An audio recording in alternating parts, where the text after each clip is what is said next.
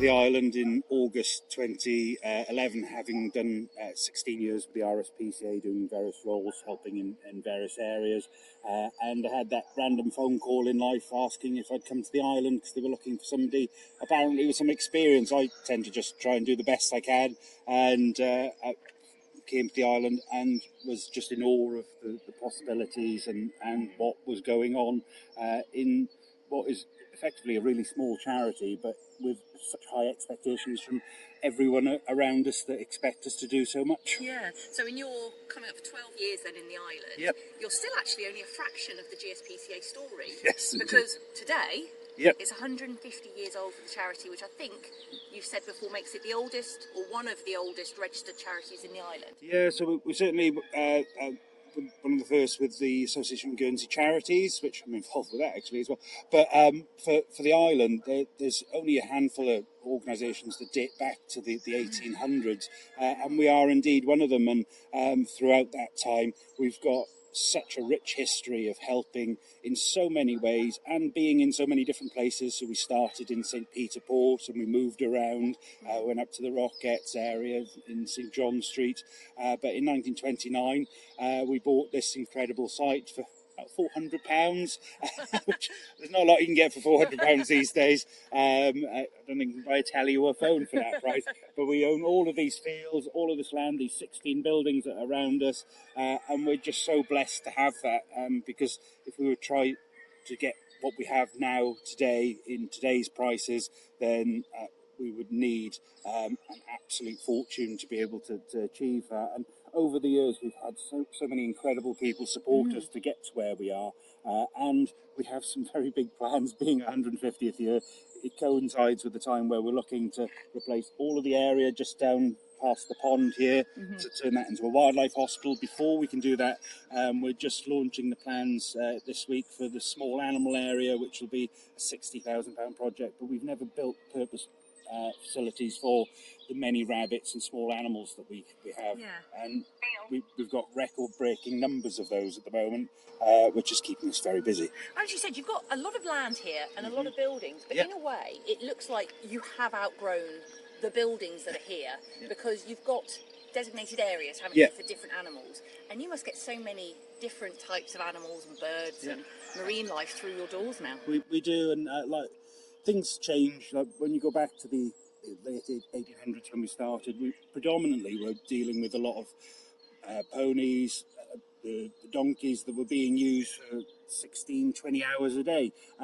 We do see the occasional donkey or horse, but it's normally attached to a very caring owner and they've just escaped out of a field. Now it's wildlife is the major predominant thing that we're dealing with. 2,000 to 3,000 wild animals here. We've got over 150 hedgehogs just behind us here. We've got 8 seal pups, which are a record number again. 2 of them are going to be released today, thankfully.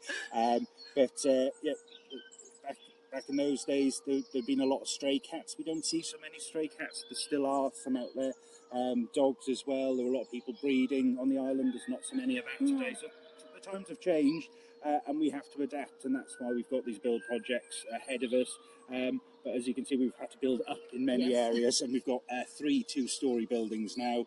And the new facilities we're looking at, we're trying to future-proof everything so that when we're all gone, the next generation can slip into those units and adapt them if needs be, but they're not having to knock things down like we're having to do as much because they were built short-term rather than looking into the next 50, 100 years. Okay, well, this is my first visit to the animal shelter in possibly since before COVID, actually.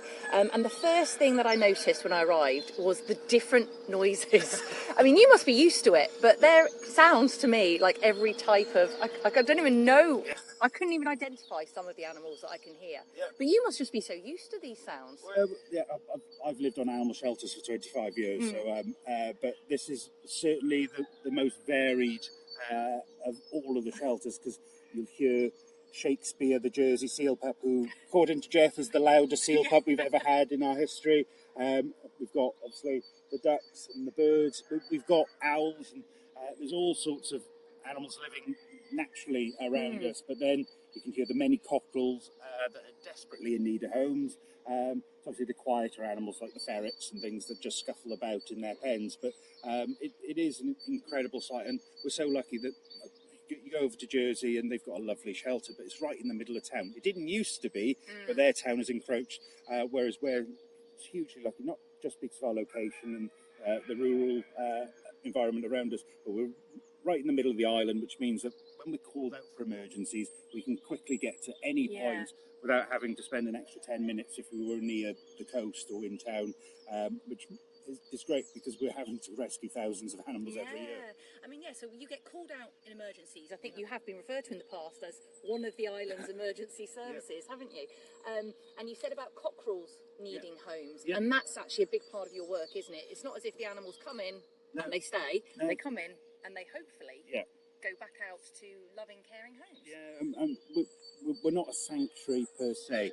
We do have a couple of residents just behind us. We've got our tortoise area where Hilda, who's over 80, came into us, and she's got an interesting story because she outlived her owners, and most of these buildings have been built by incredibly kind people who've left a gift in their legacy or will, which is a huge benefit to helping us look to the future and to replace these facilities, and people can then make a massive difference. Or a little one, it's completely up to them. But with Hilda, she was actually left to us in the legacy. So we couldn't build a building, but we have built a tortoise area, and she's been with us for over 10 years. She's met the last Lieutenant Governor. She'll hopefully meet the new one. She's been to his house, and she's met one of the princes when he came over, and been to most of the schools.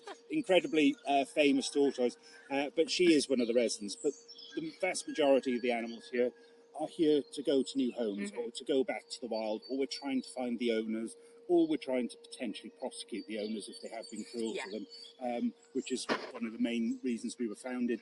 We try to avoid that if we can educate, if we can work with the people.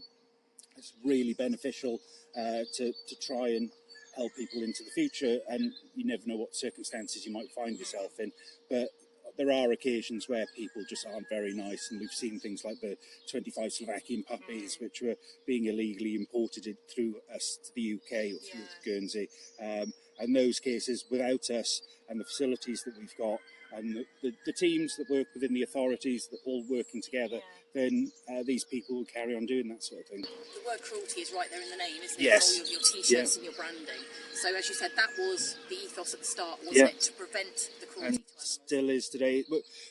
Many organisations have to adapt and change from where they were founded to where they want to be.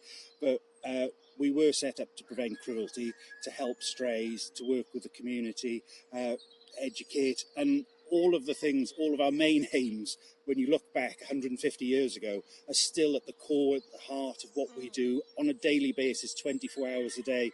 And we've just recently, as organisations have to do, looked at our strategy and our values and our vision for the future. And when you think back to what the Dean of Guernsey did 150 years ago with the Lieutenant Governor, who became the first patron at the time, all of these people were talking about things that we would still talk about today in different challenges and different ways. But how do we get the funds? How do we make a difference? How do we get the team to achieve what we need to?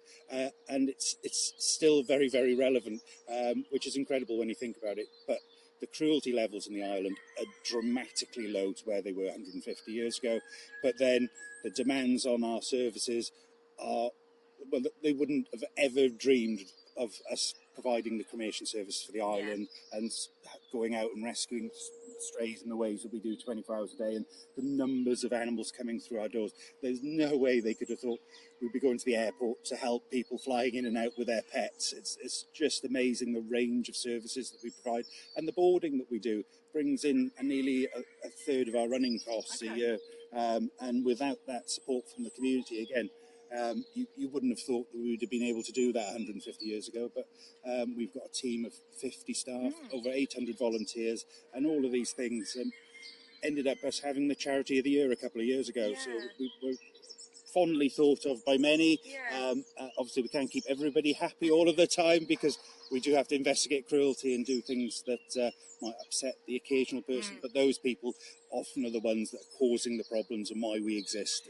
From what you've said, from 150 years ago to today, it just says so much about that bond between humans and animals. There is a mutual love, isn't there, between humans and animals? And Laura, what you just said, us being founded on Valentine's Day is such a big part of what we're all about. We all, if you speak to any member of the team, they love animals. The volunteers, the staff, the committee, the people that support us, we all love animals.